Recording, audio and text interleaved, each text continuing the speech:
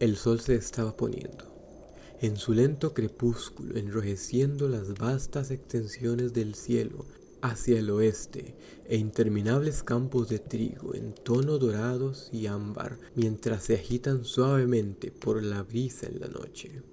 En sus 17 años de vida, Arvin Larn había visto tal vez 1 millar de estas puestas de sol. Había algo en la belleza del crepúsculo que le daba que pensar.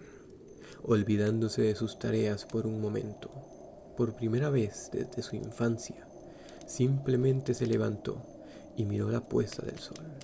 Se quedó allí, con el mundo de su alrededor quieto y tranquilo, mirando hacia la llegada de la noche. Sentía una emoción que no podía explicar en aumento en lo más profundo de su corazón. Habría otras puestas de sol, pensó para sí mismo, otros soles, aunque ninguno de ellos significaría tanto para mí como la que podía ver aquí y ahora. Ningún recuerdo sería más importante que estar de pie en este momento, entre estos campos de trigo, viendo la última puesta de sol que vería de su mundo. La sola idea le hizo volver la cabeza y mirar por encima de su hombro a través de las filas oscilantes de cereales hacia el pequeño pueblo de edificios agrícolas. Al otro lado del campo, detrás de él, vio el viejo granero con su tejado de tejas de madera. Vio la torre redonda del cielo de grano, los gallineros que había ayudado a construir con su padre, el pequeño establo donde se guardaban los caballos de tiro y una manada de media docena de alpacas. Por encima de todo, vio la casa donde había nacido y crecido, de 2 pisos, con un porche de madera delantero, y las persianas de las ventanas estaban abiertas para que entraran los últimos rayos solares del día. Una de las rutinas inmutables de la existencia de su familia. Larn no necesitaba ver el interior para saber lo que estaba pasando en su interior. Su madre estaba en la cocina preparando la cena, con sus hermanas colocando la mesa, a su padre en el taller del sótano con sus herramientas. Entonces, tal como lo hacían todas las noches, una vez que sus tareas acababan, la familia se sentaba alrededor de la mesa y comerían juntos. Mañana por la noche harían lo mismo otra vez. Las rutinas de su vida repetidas sin cesar, un día tras día, variando solo por el cambio de las estaciones. Era una rutina que había tenido que soportar aquí durante tanto tiempo que cualquiera podría recordar. Una rutina que continuaría siempre, mientras continuaran siendo granjeros, cultivando sus tierras.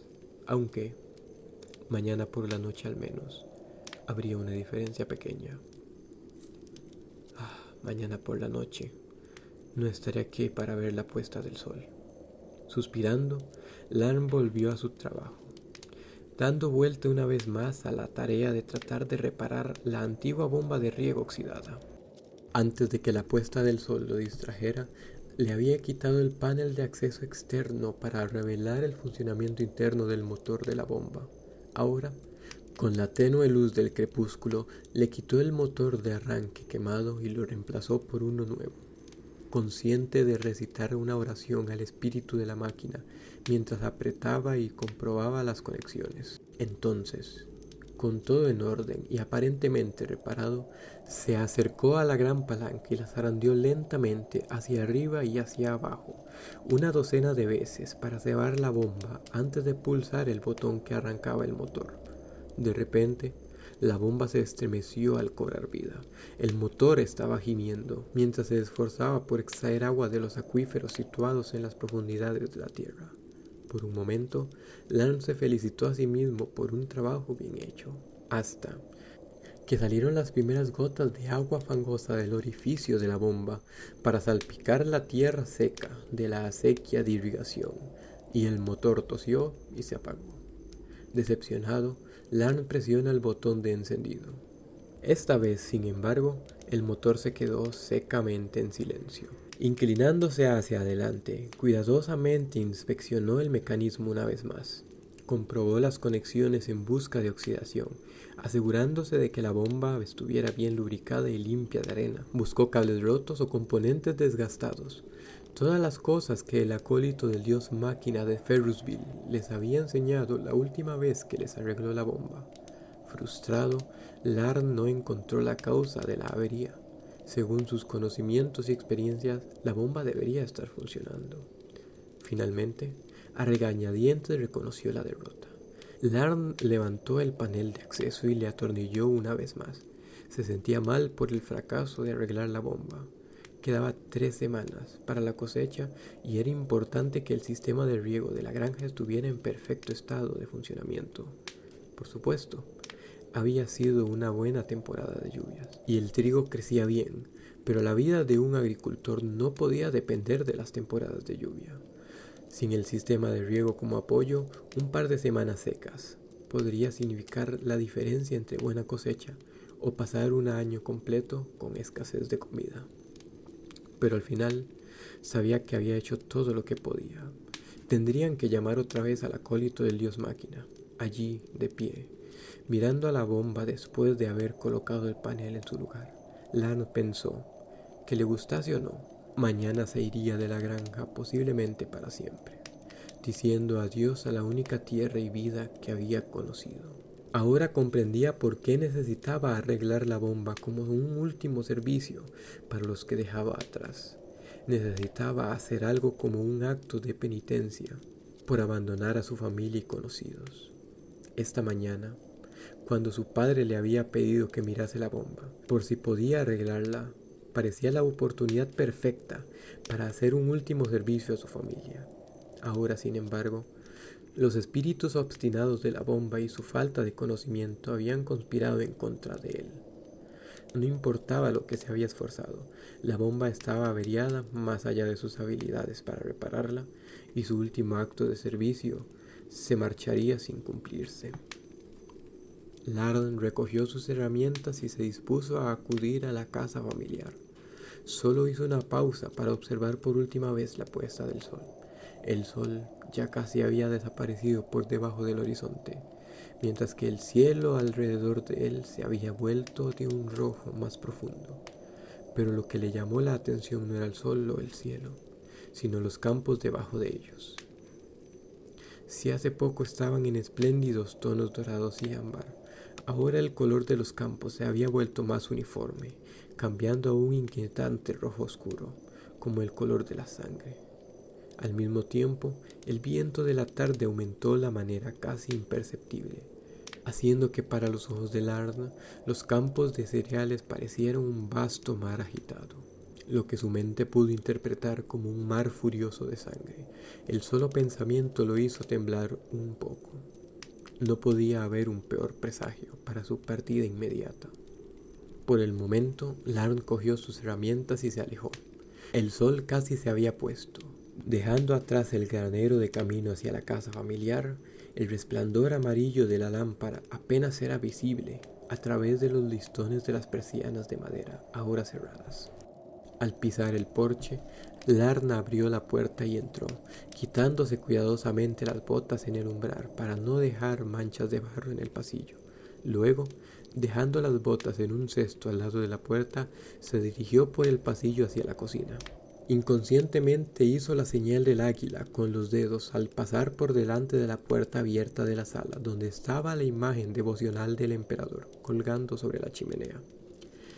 Al llegar a la cocina la encontró desierta.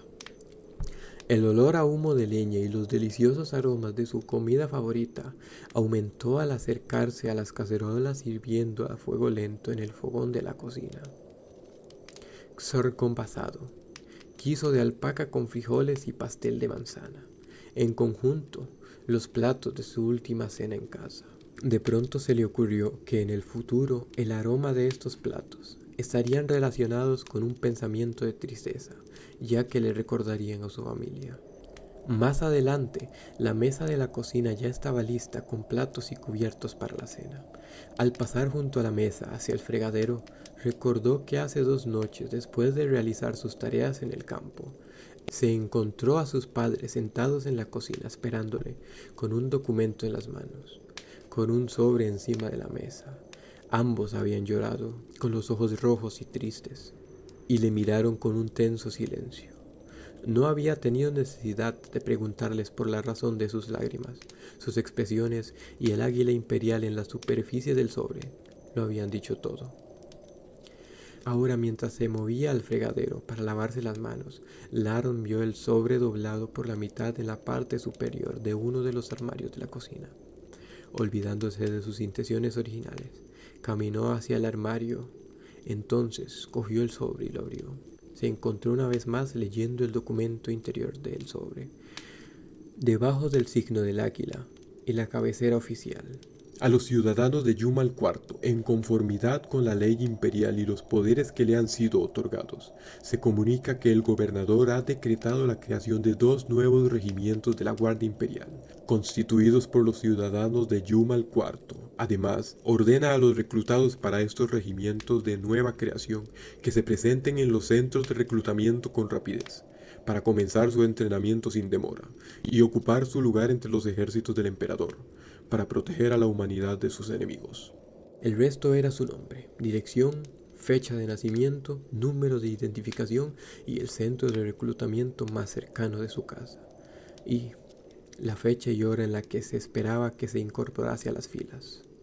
El resto del documento hacía hincapié en las sanciones previas según la ley imperial a las personas que no se presentaran en el centro de reclutamiento el día acordado.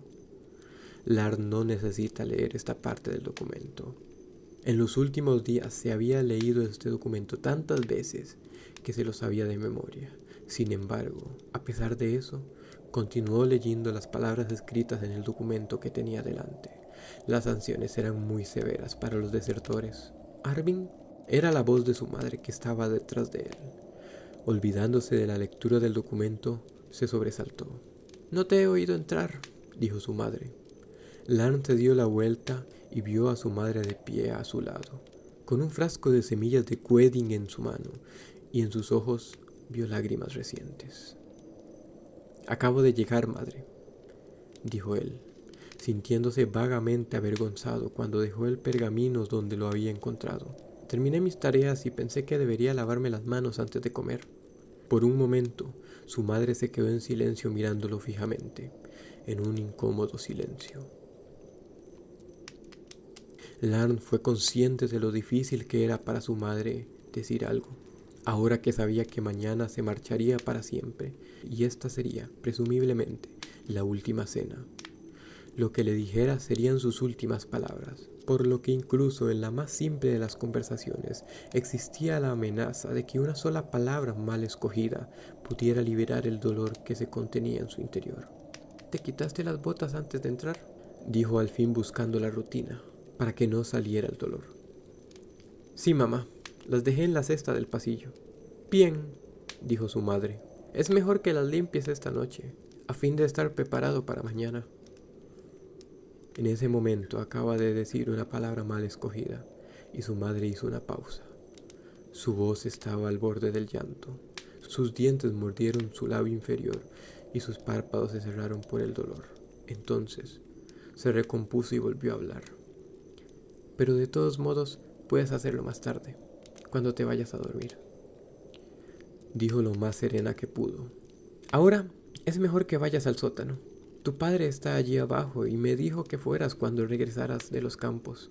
Entonces ella se acercó a la cocina y levantó la tapa de una de las cacerolas para dejar un puño de semillas Quedin en ella. Obedientemente, Larn se dio la vuelta hacia el sótano.